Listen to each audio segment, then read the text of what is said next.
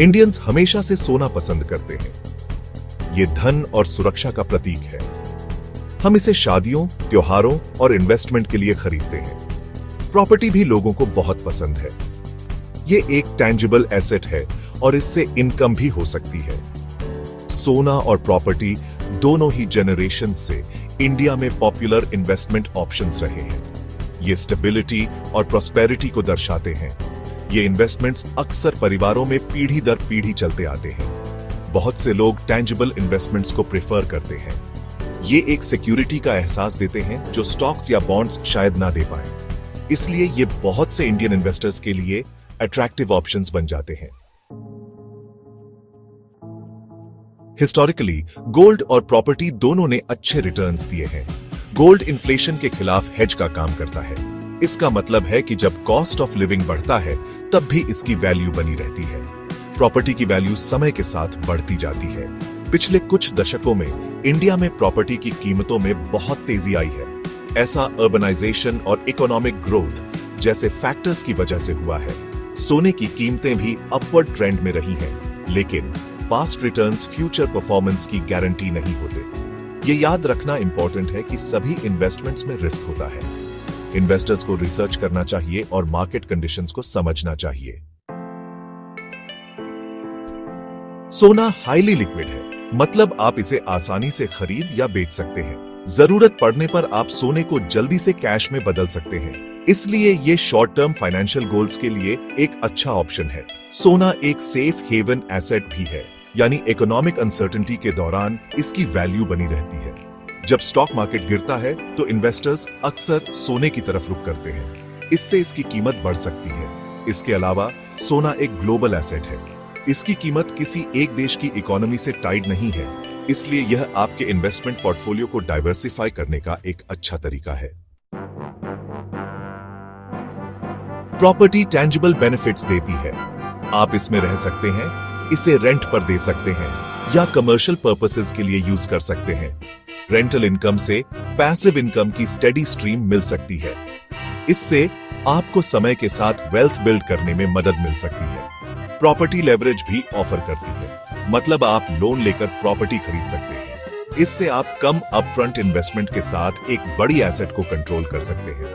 इसके अलावा property inflation के खिलाफ एक अच्छा हेज हो सकती है। जैसे जैसे कॉस्ट ऑफ लिविंग बढ़ता है, वैसे वैसे प्रॉपर्टी वैल्यूज और रेंट्स भी बढ़ते हैं। इससे आपको आगे बने रहने में मदद मिल सकती है। सेक्शन 5, सोने के रिस्क्स। किन बातों का ध्यान रखें? सोने की कीमत वॉलेटिल हो सकती है। यह ग्लोबल डिमांड और सप्लाई के आधार पर फ्लक्चुएट कर सकती है। इसका मतलब है कि अगर आपको कीमतें कम होने पर बेचना पड़े तो आपको नुकसान हो सकता है। फिजिकल गोल्ड स्टोर करना रिस्की हो सकता है। आपको थेफ्ट और सिक्योरिटी की चिंता करनी होगी। सोने को सेफ डिपॉजिट बॉक्स या वॉल्ट में रखने के स्टोरेज कॉस्ट्स भी होते हैं। इसके अलावा सोना कोई इनकम जनरेट नहीं करता। प्रॉपर्टी के अनलाइक इसमें कोई रेंटल इनकम या डिविडेंड्स नहीं होते। आपके रिटर्न्स पूरी तरह से सोने की प्राइस अप्रिसिएशन पर निर्भर करते हैं। सेक्शन 6, प्रॉपर्टी की रियलिटी मार्केट को समझना। प्रॉपर्टी सोने जितनी लिक्विड नहीं होती। बायर या सेलर ढूंढने में समय लग सकता है। इससे इमरजेंसी में क्विकली कैश आउट करना मुश्किल हो जाता है। प्रॉपर्टी में इन्वेस्ट करने के लिए काफी कैपिटल की जरूरत होती है।